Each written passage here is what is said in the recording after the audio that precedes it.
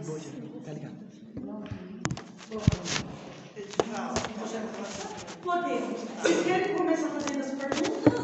Vocês preferem que ele comece fazendo um balanço? Legal. Tá bom.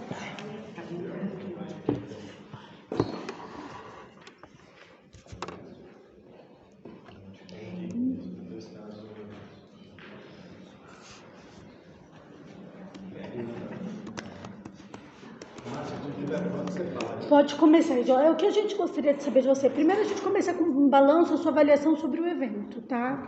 Depois, se você pudesse fazer uma explanação rapidamente, o que te preocupa hoje no setor de postura e qual oportunidade você acha que é importante para o setor, que o setor tem que agarrar, seria legal.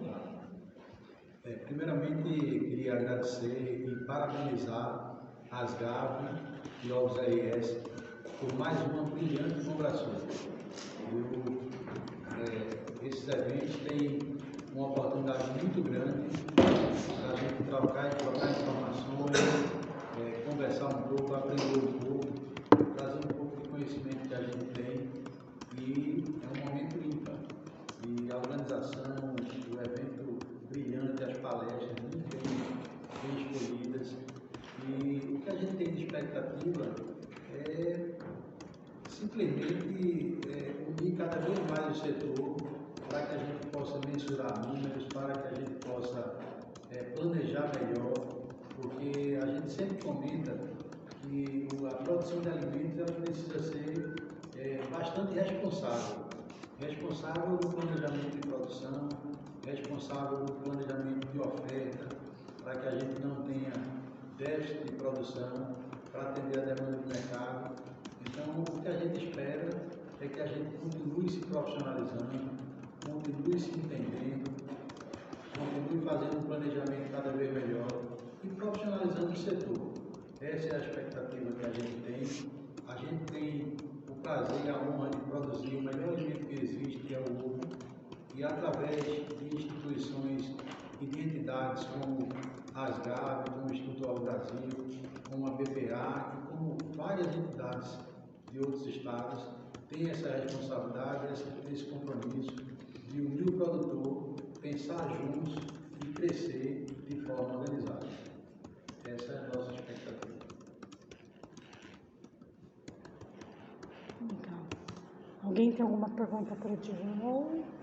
Sim, Dival, você como produtor de ovos, né? Além de ovos RS, Ovo Brasil, como você está vendo esse momento do risco da influenza chegar pelos aviários comerciais? E como é que você está sentindo o produtor? Alertado? Eu acho que o Brasil não foi só a questão da gente estar sendo útil. Eu acho que o Brasil tem uma agricultura muito organizada, muito preparada. As entidades, como o Ministério da Agricultura e as entidades estaduais, juntamente com os produtores, vem fazendo um trabalho de biosseguridade, que é um trabalho fantástico, um trabalho que realmente merece elogios, porque todo o cuidado que a gente percebe na produção, nas granjas, a gente vem colhendo aí um resultado positivo. E a influenza é uma doença, é um problema que o mundo já tem. A gente está tendo a oportunidade também de aprender um pouco com a experiência dos outros e entender que a gente vai precisar conviver de forma harmônica, de forma equilibrada, de forma que a gente não tenha maiores perdas, tanto no âmbito de produção de alimentos, como também no âmbito social. Então, a expectativa nossa é que a gente possa aumentar os cuidados, diminuir o risco, pensando em seguros, pensando em colaborar de alguma forma com uma expectativa de vacinação que a gente vai ter logo aí adiante. A expectativa nossa é que a gente saia de mais um problema com muito aprendizado e fortalecido, porque o compromisso que nós temos na produção de dois bem maior, que é o alimento e o lado social, ele é muito grande. E o que eu tenho me impressionado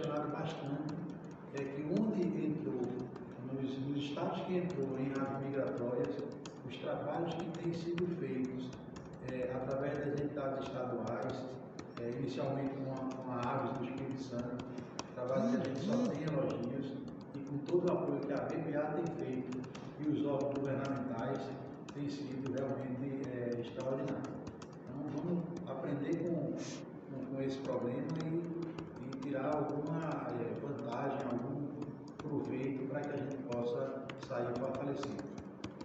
A questão da vacinação, se vai haver ou não, já começou, ela vai se dar só no âmbito do mapa, a vacinação contra a IA, né? Foi mostrado recentemente em uma apresentação onde a expectativa que a gente tem com relação a vacinas hoje, ela é muito limitada, tanto na disponibilidade das vacinas, como também na questão custo. A gente acredita que logo as vacinas que vão estar realmente fazendo uma proteção maior. Mas como ainda não é uma realidade atual, nem no mundo, nem tampouco no Brasil, a gente vai precisar manter os cuidados de biosseguridade. O que nos resta atualmente, né, nesse momento de curto prazo, é que a gente vai precisar ter muita responsabilidade, vai precisar ter um entendimento muito grande e correr por tudo que a gente possa fazer na questão de biosseguridade. Eu me lembro que há 10 anos atrás nós estávamos discutindo e muitas vezes tendo opinião contrária na questão do telamento. E hoje é uma barreira importantíssima nesse processo e fruto de um trabalho desenvolvido através da BPA, fazendo entendimento, mostrando o risco. Então, todos os muros que a gente puder colocar para que esse problema ele não chegue a afetar tanto as aves, especialmente as comerciais, a gente vai precisar fazer. Então, acho que a gente está num momento de muito cuidado. O produtor não está conseguindo dormir, preocupado com as consequências, mas é exatamente essa preocupação que vai fazer com que a gente proteja os papéis comerciais e o Brasil continue produzindo alimentos para os brasileiros e também para vários outros países aí a mundo. Eu tenho uma pergunta aqui. O programa Ovos RS está sob responsabilidade também do Instituto Ovos Brasil. O que muda do projeto, uma vez que o IOB tem maior abrangência nacional? A ideia seria essa mesma, a de ampliar o alcance do projeto a nível Brasil, ou permanecerá restrita ao Rio Grande do Sul? Na verdade, o projeto Ovos RS é muito bem conduzido pelas GAVs, pelos produtores do Rio Grande do Sul, pela liderança brilhante de Eduardo, e o Instituto Ovos Brasil ele é um parceiro. É um parceiro porque nós temos um país onde o ovo ele não fica naquele estado, ele transita, ele não está isolado. Então ele tanto sai como entra de cada estado produtor. E a ideia do Instituto Ovos Brasil é entrar nesse time, é fortalecer esse trabalho, se unindo, aprendendo muito com o que o Ovos RS vem fazendo ao longo desses 10 anos. Um trabalho também brilhante, na condução de vocês. E eu acho que é exatamente essa troca de experiência e essa junção de forças que vai fazer com que a gente consiga oferecer esse produto tão bom para o consumidor e buscar o que a OMS preconiza, que é exatamente 365 ovos per capita. A gente já passou, ao longo desses 15 anos de Ovos Brasil, saindo de 1/3 de consumo para 2/3, mas ainda temos 1/3 para buscar e oferecer esse produto a todos os consumidores. Então, o desafio é a gente se juntar. É muito bom quando a gente lida e trabalha com amigos, com pessoas que a gente confia. Eduardo faz um trabalho como vice-presidente mundial do IEC, um trabalho brilhante. Então, vamos unir forças e fazer com que esse produto chegue na mesa de cada consumidor brasileiro da melhor forma, com qualidade, com segurança, com praticidade, e buscando a nossa meta, que é 365 ovos por habitante por ano aqui no Brasil. E olhando também, sem dúvida nenhuma, no cenário que a BPA já desenhou, que é o projeto do Brasil BNR, que é exatamente atingir um nível de exportação muito grande. O trabalho que a BPA também faz fora do Brasil e apoiando aqui dentro do Brasil é muito interessante e a gente vai estar juntos. Não existe um padrinho. A gente tem várias pessoas que trabalham com esse pensamento, trabalhando junto, fazer sempre um pouco mais. Pode fazer uma pergunta para vocês? Como antes disso, eu posso só. Sim, calma que agora eu fiquei com um pouco de dúvida para esclarecer. O projeto Alvos RS continua sob os cuidados das Gavi. Essa filiação das Gavi ao Instituto Alvos Brasil, que foi assinada ontem, o que muda? Existe uma expectativa de ampliar esse trabalho que o Eduardo está fazendo no Rio Grande do Sul para outros estados? Claro, esse trabalho que o Rio Grande do Sul faz é um dos melhores trabalhos na gestão de desenvolvimento e fomento de consumo de ovos.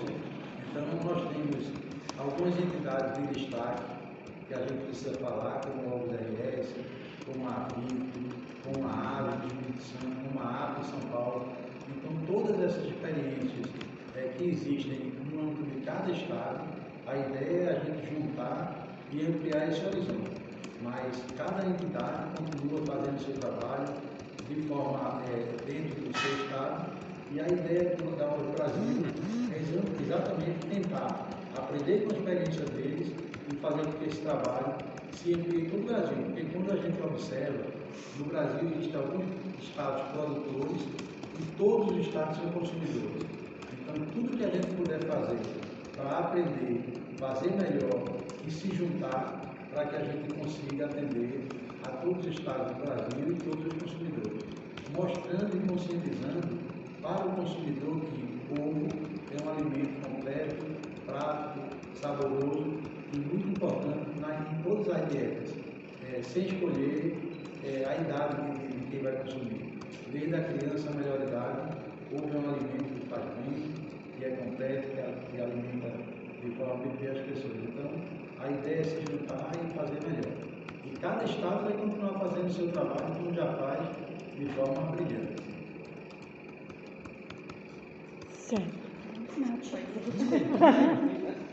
Eu queria falar de Combrasul mesmo, eu queria saber, na visão de cada um de vocês, como a programação conversa com o cenário atual da agricultura de mistura, né?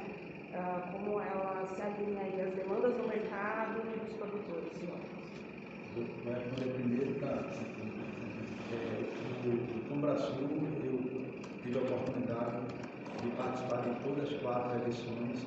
Realmente me surpreende o nível de profissionalismo, o nível de organização, a escolha das palestras. É sempre um evento que a gente aprende muito e tenho muita gratidão por ter podido fazer parte de todas essas edições e dizer que a gente sai daqui muito melhor do que chegou. E Gramado é apenas um detalhe, né? Uma cidade bonita, agradável, os gaúchos também. Então a gente só tem que parabenizar todo esse trabalho que a Gavi e os Alvos RS vêm fazendo na condução da Combrasul. Parabéns mais uma vez e muito obrigado. Ok? Convite e estar aqui presente. Bom, pessoal, só para complementar a pergunta anterior, a gente entramos agora oficialmente no Alvos Brasil para somar. Essa é a palavra essencial, a palavra que traduz tudo isso, né? Para somar, compartilhar, aprender também, né? Poder trocar ideias e fortalecer esse escudo brasileiro, né? Eu acho que é o Brasil que já tem essa nomenclatura toda do país, né? Então acho que a gente entra para somar, compartilhar experiências, aprender também, né? E isso tudo favorecendo o setor, né? O produtor, que ele consiga enxergar isso como um passo a mais e participe mais e ajude mais, né? Porque também nós precisamos de recursos, né? Sem recursos a gente não faz mágica. A gente faz algumas mágicas aqui, a gente também não arrecada, né, Tá? Aqui a Tala faz um trabalho aí espetacular também, né, idealizador aí também do Alvos Brasil, do Igual e dos produtores, né? Mas sem recursos a gente não faz mágica, não faz milagre. Tá? E eu acho que a gente entra justamente para isso, para somar. Tá? A gente já tem aí a chancela da BPA para poder participar lá do IEC, tá?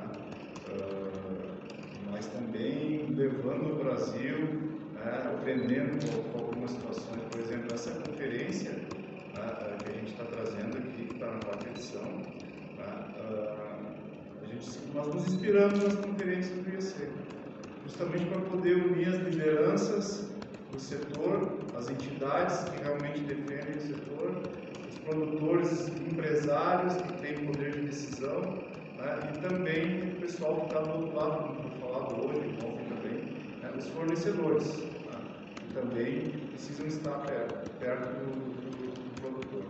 Então, acho que é uma soma de esforços. A gente foi lá, aprendeu, participamos, vimos o que é bom, o que não é bom, adaptamos ao jeito brasileiro também, né, para poder, né, porque lá a gente vai, tem algumas peculiaridades que não dá para implantar aqui, não vou ver a bateria, mas também, sabe, né? Mas a gente pega e faz a adaptação, então somamos para isso. E essa é a ideia, né, da Combrasul, essa é a ideia do Ovos RS, de somar com o Ovos Brasil. Acho que a gente está trilhando um caminho de evolução e precisamos, né?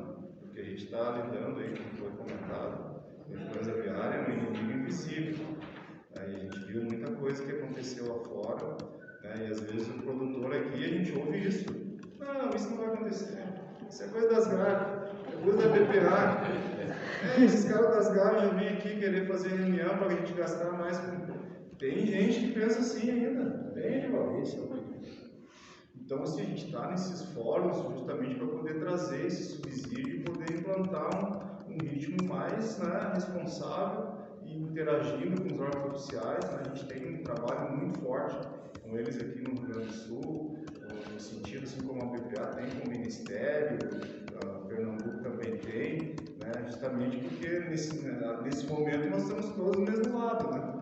Não podemos ter ruptura nenhuma, porque senão fica complicado. Então é isso tudo que a gente faz. Bom, boa tarde a todos e todas. Depois do Edival e do Eduardo falaram, me resta pouco acrescentar, eu acho, nesse sentido. Eu concordo basicamente com tudo que foi dito. Queria saudar aqui o Eduardo pela organização do evento, como já tive a oportunidade de falar pessoalmente, um evento de primeiríssima qualidade, primeiríssimo nível, primeiro mundo. Acho que isso mostra e mostra exatamente o que o Brasil é quando a gente fala da nossa agricultura, seja agricultura de postura, seja agricultura de corte. Estamos falando de uma agricultura de primeiro mundo. Então acho que isso nos orgulha. Parabenizo aqui ao Eduardo pela organização do evento. Acho que já se consolida como um grande evento, né? Apesar de estar apenas na 4ª edição, mas se consolida como um grande evento do ponto de vista da nossa, de todo o conhecimento que é gerado a partir desses eventos. Saudar também o Edival, que faz um brilhante trabalho no Instituto Ovos Brasil, a Tabata, minha colega de ABPA e que é diretora técnica também no Instituto, e todo esse trabalho, né? Eu vou mostrar depois um pouco os números na palestra da tarde. Vocês vão ver a evolução do consumo per capita no Brasil. Acho que já foi falado aqui durante esses dias, mas é algo de fato notável. O Brasil acho que se coloca de fato como um país que conseguiu, né? Se a gente tem poucos exemplos de bom marketing, a Tabata até abordado um pouco a questão da Colômbia como um país que soube fazer marketing. Acho que um dos grandes exemplos que o Brasil pode dar para o mundo e mesmo entre nós, entre todos os setores da nossa economia, é exatamente o que foi feito no caso dos ovos. Isso tem muito, né, do Instituto Ovos Brasil, da própria BPA, das entidades estaduais. Tudo isso faz com que a gente tenha de fato uma evolução ao longo desses anos. Eu acho que falando especificamente sobre o Combrasul, eu acho que eu estava lendo a programação, infelizmente não pude estar no domingo e na segunda aqui por outros compromissos, mas lendo a programação e vendo o feedback aí de vários colegas, amigos que estão aqui presentes, a gente vê de fato uma programação antenada à realidade do momento. Né? Acho que se a gente puder falar que é algo que é moderno, eu acho que traz aí tantos temas, porque às vezes a gente vai em eventos que se discute muito o futuro e se esquece do passado. E aqui a gente está discutindo temas sensíveis, como é o caso da influenza aviária, né? Vamos falar um pouquinho dos custos de produção também, outros temas que ao longo desses últimos 4 anos, assim, esse período pós-pandemia, ou seja, do início da pandemia até os dias atuais, são temas que todo produtor de ovo, produtor de carne de frango, produtor de carne de suína teve que lidar ao longo desses 4 anos. Então acho que traz um programa que está antenado a essa realidade, mas sem deixar de discutir também essas outras questões, porque, como eu falo, o Brasil sendo um país que é referência quando a gente fala de agricultura, a gente tem que se orgulhar de dizer que nós somos uma das referências mundiais na agricultura, seja de postura, seja de corte. A gente precisa estar antenado àquilo que o mundo quer. E o mundo ele não é exatamente igual. A gente às vezes falam muito, né, da própria União Europeia, de alguns países envolvidos que têm ideias ou têm anseios ou necessidades por parte dos seus consumidores. Isso é muito válido e a gente tem que, de fato, buscar compreender aquilo que esses países envolvidos estão pensando em relação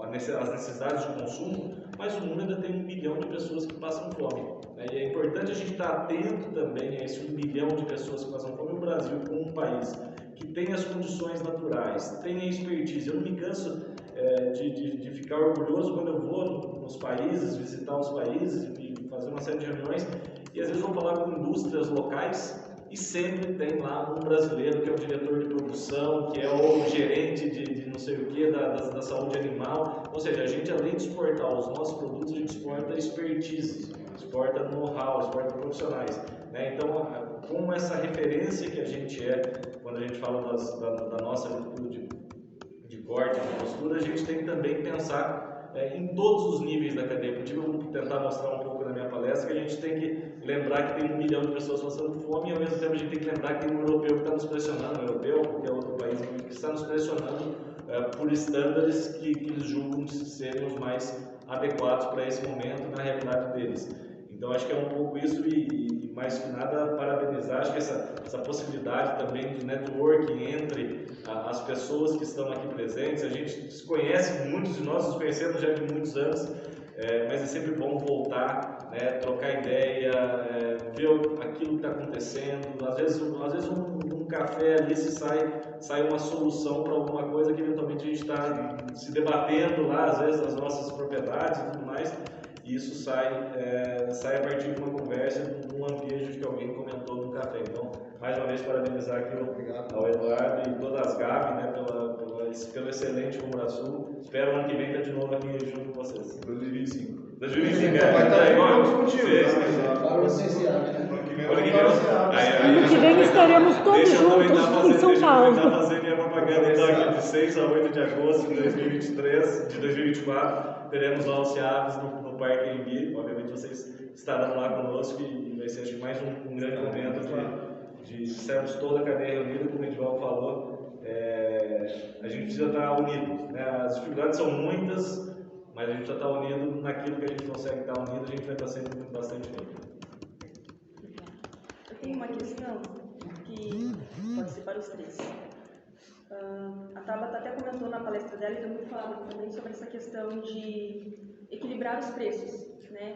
Então, se o preço do mercado interno está desinteressante, as grandes indústrias vão tentar exportar mais, esse tipo de relação. Mas como que a gente pode, ou como vocês veem, se tem alguma ação em relação ao pequeno e médio produtor? Porque no caso das outras proteínas, como você comentou, no caso do frango, do suíno, do boi, o produtor ele já tem, às vezes, uma outra atividade, ou ele consegue equilibrar esse déficit que ele vai ter, essa diminuição no consumo, né? Então, eles conseguem equilibrar. E no caso do ovo, a gente sempre vê, nesses momentos de baixa, uma tendência de produtores saírem da atividade, né? Então, principalmente o pequeno e médio, que às vezes abastece uma região específica. Por exemplo, eu moro em Maringá, no Paraná. Nesse ano que eu comecei a encontrar mais nas gôndolas os produtos das grandes empresas, né? Então, citando Mantiqueira, Granja Farinha. Então, agora que eu estou encontrando, e é uma cidade relativamente grande. Então, a gente vê muito esse abastecimento pelo pequeno e pelo médio. Então, nesse momento de desestabilização, como a gente pode manter o pequeno e o médio dentro da atividade para que eles não saiam e continuem fomentando, né? Porque se eles saem, a gente também tem uma redução. A produção de pequenos e médios produtores de ovos no Brasil é muito relevante ainda. Como que a gente atua nesse espaço? As entidades, de forma geral, elas procuram fazer com que ninguém fique pelo caminho. Na verdade, não há distinção. Você vê 3 pessoas aqui, gente contável, que a gente participa de entidades e a gente não tem distinção de tamanho, etc. Então, o que a gente percebe em agricultura é que praticamente todos os produtores, todos os agricultores, eles têm a atividade de agricultura como atividade principal. Então, por ser exatamente uma atividade principal, existe uma profissionalização muito grande. Agora, é claro que a gente não pode esquecer que a gente produz um alimento que é do setor primário. Então ele é muito sensível na questão de mercado, na questão de custos. O que a gente procura orientar como entidade, como associação, é orientar que todos os produtores eles procurem fazer melhor em todos os sentidos, fazer melhor no âmbito sanitário, fazer melhor no âmbito de eficiência produtiva, porque independente de tamanho, infelizmente, o mercado ele vai muitas vezes selecionando um produtor que é eficiente e muitas vezes vai ficando pelo caminho exatamente aquele produtor que está isolado, que não procura fazer melhor. Então a gente comenta muito que produzir é você administrar a perda, é você diminuir exatamente essa, muitas vezes, baixa eficiência, porque o mercado é muito exigente. O mercado vai ficando quem trabalha bem, quem faz as coisas certinhas, e as associações servem muitas vezes para juntar, para capacitar, para aprender. Um evento como esse faz com que você aprenda muito. Então a gente às vezes sente essa dificuldade porque muitas vezes na cabeça do produtor menor ele acha que uma associação, quantas vezes eu escuto que a BPA trabalha para os grandes produtores, e a gente sabe que isso não é verdade. A gente sabe que a BPA trabalha para melhorar a agricultura brasileira, para ajudar e colaborar com a agricultura brasileira. Agora, independente de ser pequeno ou grande, a gente tem que entender que a gente vai fazer bem feito. A gente precisa trabalhar bem, melhorar muito a cada dia, para que a gente possa diminuir perda e se manter estável. Quando o mercado está bom, claro que para o produtor maior, ele tem um lucro maior. E quando o mercado está ruim, obviamente que o produtor maior tem uma perda maior. Então, o compromisso e a responsabilidade do produtor maior ou menor, ele depende. O compromisso tem que ser igual e todo mundo tem que produzir bem, trabalhar bem, porque vai permanecer no mercado quem é eficiente. Isso aqui no Brasil, no mundo, em qualquer lugar que ocorra a produção. Contribuindo, então, na tua resposta de uma pergunta, temos que pensar assim, no pequeno e médio, mas ele também vai sofrer aquele impacto que o palestrante falou hoje, das mudanças do mundo. Ele não vai ficar de fora do que está acontecendo. Olha o custo de produção, o Luiz deve falar depois ali, que mudou nos últimos 3 anos. Afeta o pequeno produtor. Claro que é um impacto menor, porque é uma produção menor, mas afeta. Ele não está estruturado para suportar isso por muito tempo como uma grande indústria. Então ele tem que buscar soluções. Quais são as soluções? Aí tem que olhar para o setor vizinho nosso, que migrou para a integração. Então hoje nós temos muitos pequenos produtores aqui que já poderiam ter parado no meio do caminho, como o Edival comentou, e tiveram a alternativa de começar a trabalhar com integração. Estão integrados a uma grande empresa, tem indústria de processamento, e ele continua então lá no campo. Não precisou abandonar, não precisou ir para a cidade, não precisou.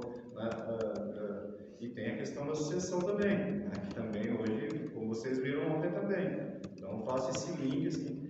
O produtor pequeno tem espaço, mas ele também vai ter que se adequar às mudanças que aconteceram no mundo. E um suporte, uma saída, é buscar a integração. Como você mesmo comentou, tem produtos de empresas grandes. Por quê? Porque também tem muitos produtores pequenos que se associaram, ou cooperativa, ou integradora. Então ele tem que buscar essas alternativas para não parar.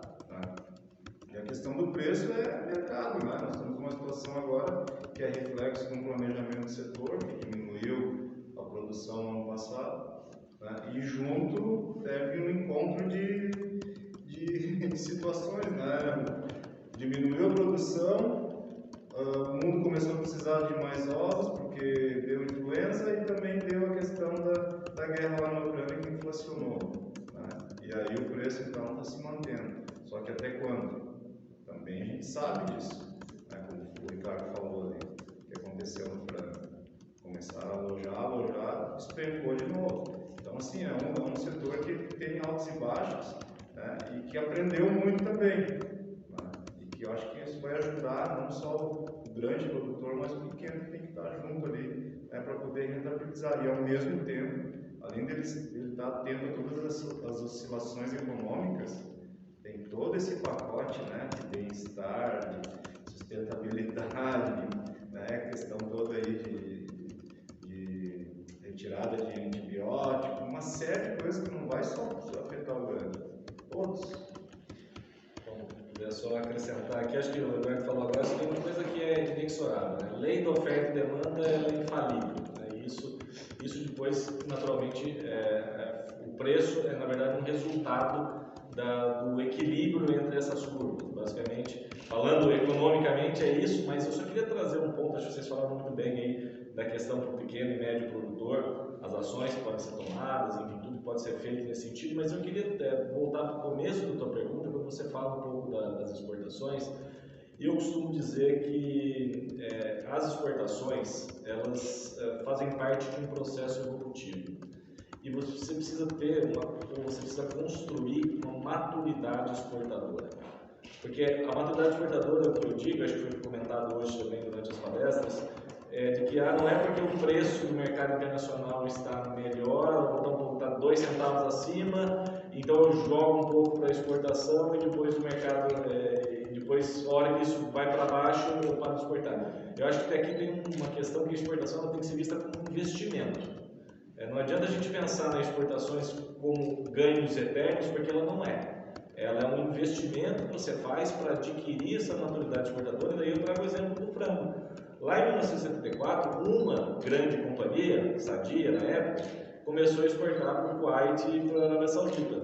Hoje, eu tenho no setor de aves mais de 40 empresas que fazem algum tipo de exportação. Ou seja, nós estamos de 74 a 2023, estamos falando de quase 50 anos em que houve essa maturidade do setor entender que as exportações elas podem funcionar em alguns momentos, em todos os momentos, na verdade, ela deve ter o seu papel, porque é uma questão de oportunidade versus estabilidade. E se você está preparado, se você já tem os clientes, se você já tem a carteira de clientes, você já sabe como operar um navio, porque a exportação não é fácil, gente. A gente fala de exportação, mas não é um processo simples. É muito mais fácil, óbvio, eu vender aqui para o meu vizinho, aqui em Canela, vamos dizer assim, do que eu ter que vender, colocar isso num container, que daí tem custos, você não conhece exatamente quem está comprando lá do outro lado, lá na Ásia, no Oriente Médio, aí você fica com medo, será que eu vou receber desse cara, em que banco que eu vou receber, como que eu vou fazer, esse procedimento não é simples, a gente tem que desmistificar, a gente fala às vezes de exportação, não é um processo simples, mas ele é um processo necessário. E eu acho que o setor de ovos está começando a entender que de fato é importante a gente ter um percentual, né? Hoje a gente só para a gente ter como referência o frango, 33%, ou seja, 1/3 do que a gente produz vai para os mercados internacionais, 153 mercados. Então. Quando a gente fala da carne suína, nós estamos falando de 25% que vai para 90 países no mundo. Quando a gente fala do ovo, a data da sua linha eu vou mostrar também de 0,44. Aí qualquer choque que exista no mercado interno, você está muito mais vulnerável a essa situação. Então, eu acho que a exportação tem que ser vista como um investimento, não como uma oportunidade de curto prazo. A gente tem que pensar, trabalhar a palavra estabilidade quando a gente fala das exportações. E depois, naturalmente, isso faz com que a gente tenha opções. Acho que o que o produtor precisa hoje é ter opções. E aí ele vai encaixando, às vezes vou colocar um pouquinho mais aqui no mercado doméstico, um pouco mais de exportação, mas é manter sempre esses dois canais, esses dois fluxos muito bem abertos, porque não é fácil, gente. E quando a gente fala, ainda só para terminar aqui no Brasil a gente compete nós competimos com nós mesmos, né? Entre os produtores, a livre concorrência, eles competem. Quando a gente vai para o mundo, tem produtor dos Estados Unidos, tem produtor da Europa. E quem é aquele que mantém, está em las buenas, em las malas, como dizem os argentinos, é aquele que vai conseguir, no momento positivo, surfar essa onda melhor do que aquele que só foi num momento específico e depois voltou. Não fidelizou. Não fidelizou. E o comércio internacional é muita fidelidade e é conhecer com quem você está lidando, porque em todos os países tem gente boa, tem gente que faz malandragem, tem gente que não paga, em todo lugar, não é no Brasil, é em todo lugar. Então eu acho que isso é algo que, conforme você vai estando nos mercados, você vai separando aí o joio do trigo e vendo com quem que você pode contar, e também essas pessoas vendo que podem contar com o Brasil como um provedor seguro. Rui, só complementando, nós, a agricultura brasileira tem talvez 60 e poucos anos. Os grandes produtores hoje começaram pequenos. E eles trabalharam bem e buscaram essa alternativa de crescimento. E com relação à exportação, a gente hoje, o Brasil é exemplo, né, no frango de corte para o mundo, mas os Estados Unidos, que já foi líder, eles sempre trabalharam de forma conjunta. E é exatamente trabalhar de forma conjunta que faz com que os caras entendam que eles olham o produtor americano como um parceiro, porque eles sabem que no mundo existe lá quase 8,5 milhões de habitantes e eles atendiam um mercado que era de 300 e poucos milhões de habitantes. Então, a gente aqui no Brasil é a mesma coisa. A gente no setor de ovos vai precisar entender que cada empresa vai fazer seu trabalho, mas se a gente trabalhar juntos, a gente tem um mercado enorme para crescer e a gente pode fazer muito mais ou pode seguir o exemplo que o frango tomou de atender a tantos países aí, mundo afora. Então, essa junção, esse pensamento coletivo, porque o cara lá fora, ele olha para o Brasil e olha como é que está a produção de frango, como é que está a produção de ovo no Brasil. Se ele sentir segurança, se ele sentir qualidade, se ele sentir compromisso, com certeza ele vai buscar a gente. Ele não olha para o Brasil, como é que está aquela empresa X, eu posso confiar nela, melhor para o país. Então a importância nossa em todo o âmbito de produção, de fazer a coisa certa, faz com que a gente se acredite para crescer muito aí lá fora. Edvaldo, eu lembrei de uma expressão que eu uso, às vezes falo para o pessoal, que é o seguinte: mercado aberto, nesse caso o ovo, acho que vale muito essa expressão, mercado aberto é igual o brinco na orelha. Se você não usar, fecha. Naturalmente é assim. A gente tem que aproveitar esses espaços, esses buracos, e na hora que a partir do momento que entrar, entrou, né? E não tirar, porque depois naturalmente ele fecha. Então acho que essa é uma expressão que eu costumo usar bastante. Acho que nesse caso dos ovos faz algum sentido, ainda que a gente tenha visto naturalmente a evolução nesses últimos anos. E você, quando olha para a postura, você falou muito dessa questão da maturidade, foi falado da importância de ampliar as exportações para... Desculpa, Márcio. Imagina, para encerrar, tá certo. Parabéns aí para vocês. Bom retorno, boa viagem, Eduardo. Muito obrigada pelo apoio. Sim, 1h20 você tem um ao vivo.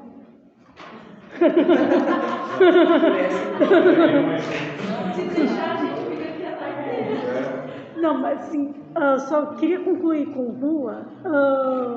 Você acha que a gente está falando da importância de aumentar a exportação, que é legal para o produtor, mas o produtor, a postura, quando você olha para a avicultura de postura, está preparado, tem essa maturidade? Está pronto para aumentar as exportações? Eu acho que é uma construção, não é 0 ou 100, né? Você vai construindo. E naturalmente começa essa construção dessa maturidade exportadora, ela tende a começar com as empresas maiores, que têm mais condição, né, de ter uma equipe comercial dedicada ao mercado externo, que possa viajar e conhecer os clientes, os mercados, falar também sobre condições logísticas e tudo mais. Tudo isso não é tão, como eu falei, não é um processo simples, mas é um processo que tem que ser iniciado. E geralmente ele se inicia com as empresas que têm maior capacidade financeira, de recursos humanos e tudo mais. Mas a grande verdade é que depois disso, e tem uma expressão em inglês chama spillover, que seria o equivalente a transbordamento, que é um transbordamento dessa maturidade. E aí aquela pessoa, aquele produtor que às vezes nunca pensou na exportação, talvez vá lá, contrata alguém do concorrente, eu comecei a fazer uns containers para o Japão, sabe como fazer, e a partir daí as coisas começam a florescer. Mas é o que eu falei, tem que começar e tem que entender isso como um investimento, não é algo de ganho de curtíssimo prazo. Se a gente pensar assim, a gente nunca vai conseguir ter essa maturidade que é necessária, e leva tempo. Eu não sei se daqui a 10 anos a gente vai estar falando de números muito melhores do que a gente está falando hoje, ou não, mas assim, não é um processo de um dia para o outro. Todo dia você constrói, você às vezes não vê que está construindo, mas depois, daqui a 10 anos, tomara que a gente esteja falando aí de números muito mais relevantes, tanto percentualmente, né, do quanto a exportação representa do total, quanto mesmo em valores absolutos, do ponto de vista de geração de divisas para o nosso país. Hoje a gente fala, por exemplo, é um número que eu falo sempre, no caso do frango, a gente traz para o Brasil quase 10 bilhões de dólares por ano. E isso depois é irrigado aqui no Rio Grande do Sul, nas cidades que produzem frango e ovo, é irrigado no Paraná, em Santa Catarina, em São Paulo, em todos os estados que têm essa produção. Isso transforma depois em emprego e renda, né? E acho que o Faria trouxe um dado ali, a gente sempre mostra também nas nossas apresentações o quanto você agrega de valor vendendo uma tonelada do milho ou do soja, e o quanto que vale uma tonelada de ovo, uma tonelada de frango, uma tonelada de carne suína. Assim, estamos falando de no mínimo 10 vezes. Então isso é bom para o país, e o país acho que está apostando também que a gente possa, o país, e acho que talvez o mundo esteja apostando que a gente possa ser esse provedor seguro. Legal. Só para encerrar, alguém tem alguma pergunta muito urgente? Posso fazer a última? Eduardo, eu queria que você falasse do evento, fazer um balanço, números de participantes, para a gente encerrar com eles. Tá ótimo. Bom, pessoal, como eu comentei lá na abertura, né, a gente tinha uma expectativa e depois com o susto da influenza diminuiu um pouco, né? Mas conseguimos um público bem interessante, bem qualificado, né? Em passado nós chegamos a 360 inscritos, né, mesmo com todo esse pânico aí da influenza. O evento trouxe temas atuais, temas do passado, projeções futuras, né, e discussões aí que vocês viram que atenderam todas as expectativas. Aí tivemos a sala no domingo de tarde, a sala lotada, domingo de tarde conseguimos. Acho que essa experiência nossa de fazer essa tarde de domingo, ela vai ficar, né? Que nós chamamos de módulo como Brasil Tech, né? Ela vai ficar, a gente vai fazer alguns ajustes, né? E também, né, fazer algumas modificações assim, quanto à participação aí de fornecedores, esse pessoal todo que atende o setor aí também, para contemplar todos assim com uma isonomia, né? Então a gente vai estar fazendo algumas mudanças, né? E continuar nessa linha, né, de mobilizar as grandes entidades, as entidades estaduais, os grandes produtores, né, os que têm também poder de decisão nas grandes, né, para justamente ouvir, né, não ouvir só do RT ou da mídia, ou das GAV, ou da BPA, ouvir dos especialistas que vêm aqui, né, também com informações muito ricas, né, para passar para o dia a dia, para todo mundo poder se planejar cada vez mais. Então esse é o nosso propósito com a conferência, somar, né, somar com grandes eventos também. A gente vai estar indo para o CIABS também no ano que vem. A gente sempre vai lá com uma comitiva de empresários e produtores daqui, né, com um stand lá que eu chamo do CTG Gaúcho. Eu acho que é a maior comitiva. Não estou aqui querendo falar do Gaúcho, mas só ele é a maior comitiva. Eu acho que é esse tipo de coisa. A gente tem o nosso evento, né, que está tomando essa proporção, que soma com um evento que é o guarda-chuva do Brasil, que soma com um evento técnico lá da APA, né, que soma com a Avimig, né? É isso aí, nós não queremos tomar espaço de ninguém, a gente quer somar, né, e trazer esse momento de discussão e de valorização do setor. Tá? Tem muita gente que pensa, mas é caro e programado, mas é caro o evento lá do Eduardo, mas, gente, pelo amor de Deus, como eu falei, né? A gente continua, muitos produtores e empresários aqui, indo em grandes eventos nos Estados Unidos, na Europa, né, pagando em euro e dólar, né, e nós temos que ter o mesmo aqui, valorizar em algumas situações o nosso setor, o nosso trabalho, né, o nosso produto, em momentos como esse. Eu não vou fazer isso toda semana, porque nós vamos chamar de louco. Vamos fazer na próxima edição, daqui a 2 anos, um evento desse nível, ou melhor, né? Justamente para valorizar cada um de nós, né? E poder ter esses momentos de descontração, como nós tivemos, né? E ter esse momento também de união, assim, de liderança. Eu acho que é esse o nosso propósito, de fazer isso aí, conscientizar o produtor. Né? Eu acho que poderia, infelizmente, tivemos esse susto que a gente ainda está, né, da influenza, né, viriam mais, a nossa expectativa era 500 pessoas e também era o limite, né, não ia ter 501, para a gente manter a qualidade do evento.